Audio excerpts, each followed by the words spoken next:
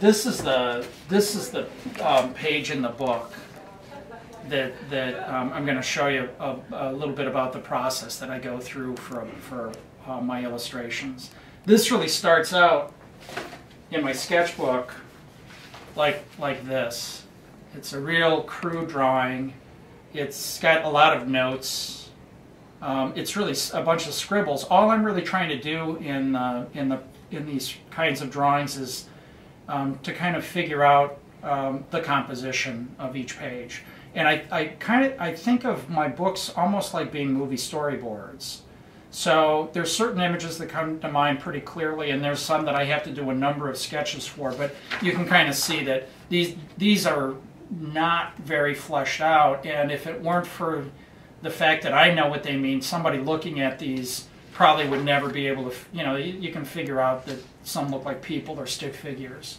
But you could never really tell a story from any of these. Nobody would ever know what I was, what I was doing. But I am very much interested in the idea of a page turner. So a lot of the times my pictures will move from left to right. So there's always a lot of movement from left to right in the compositions that I come up with. Anyway, once I do that, I might put together a really crude dummy book. Let me find it. I buried it somewhere here. Here it is. This is like a really crude dummy, just to give me some idea. And there'll be a rough version of the text, and so I'll do kind of a scaled up version of my rough thumbnails that are in my sketchbook. Those small little sketches, and I'll put that in. I'll staple it in just very crudely. This just gives me an idea of how the story moves from one page to another. And I can't see that really so much in the sketchbook. Once I kind of feel as though I know what I'm going to do in terms of the composition, what I'll do is I'll scan one of the rough drawings. I scan a drawing like this, and I open it up in Photoshop. And I might print this out on a larger sheet of paper.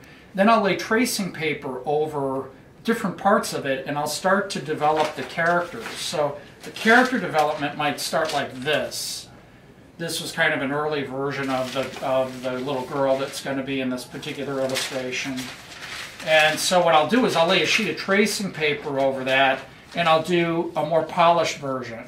So I'll take that away and kind of see. She looked kind of hideous, and I was playing around with her hairstyle.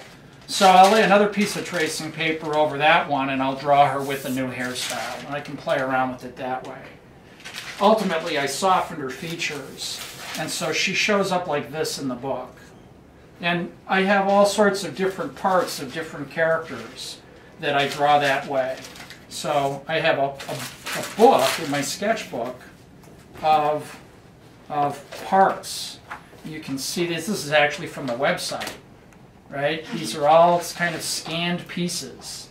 So I'll scan those images, and then I'll bring them into Photoshop.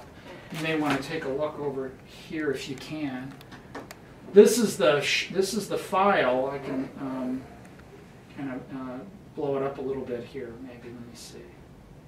Image. It's probably. Oh, hang on a second. I'm sorry. So here's a little closer view, you can see. And here's the girl. And what I do basically is I have my rough drawing as a layer, and then I drop each of these characters into the Photoshop file. And these things can be turned on and off. So here's Lulu, I can turn her off, right? So I've got the background drawn, and then I have each character drawn. And I can move the characters around. I have a different version of the sister up here. You can kind of see an earlier version of her. And then I redrew her and changed her appearance. So I can move these things around and play with them that way. And then when I get all of the pages done as line drawings like this, then I'll put together a dummy book. And so this is the first dummy book that I sent off to a publisher. So my editor looks at this, and she puts little sticky notes and tells me all the things that she likes and doesn't like about my book. And so there's a lot of notes that I make in red that, you know, are self-critique as well, things that I don't like that I want to change. I didn't like the look of the bee. There's a bunch of other things there.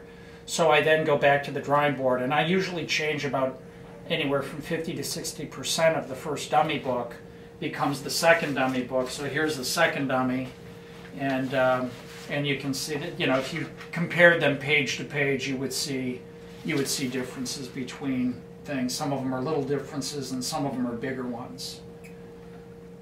And then once I get that approved, what I do then is I move on to final art. So I'll take a page that's been approved, this page, and I'll print it large. I'll print it as large as I'm going to make it in final art.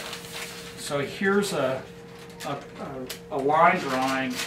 We call it a cartoon. It's not like the traditional idea of a cartoon. It's a process drawing. And then I transfer this onto watercolor paper. And this is the finished art then. And so this starts out with just a pencil line transfer onto watercolor paper. And then I block in flat areas of color just to get a base color down. So this was a blue, this was a violet, but there was no gradation. And then when that dries, I work on it with colored pencil. I use Prismacolor pencils. And a double page spread like this is usually, from the time I get it transferred onto the page till the time I get it done, is about 2 weeks. Single page takes me about a week. And so I can kind of predict, you know, when I'm going to be done with the book. So these are, you know, there's another page here. This is the finished art. So that's another one. And then I ship them to New York. And then they photograph them. I make digital copies before I send them, just in case anything happens. I have kind of an insurance, but I really want the publisher to do their scan, and they're much, you know, they get a real high quality. So I send the artwork to them, and they hang on to the artwork really until the book is published, which takes probably about maybe 8 months. It's actually printed in. Where is it? It's Korea, I think, actually. So this is the finished art for some other pages there. But so that's pretty much it. And then I get the artwork back, and I do show the artwork in galleries that specialize really in illustration, children's book illustration mostly. And believe it or not, there are people that collect original artwork, right, that are really big on it. So there's a museum in Ohio. It's called the Mazza Museum, and they have an extensive collection of children's picture book art from that go back, you know, many years. So, so that's that. That's the process.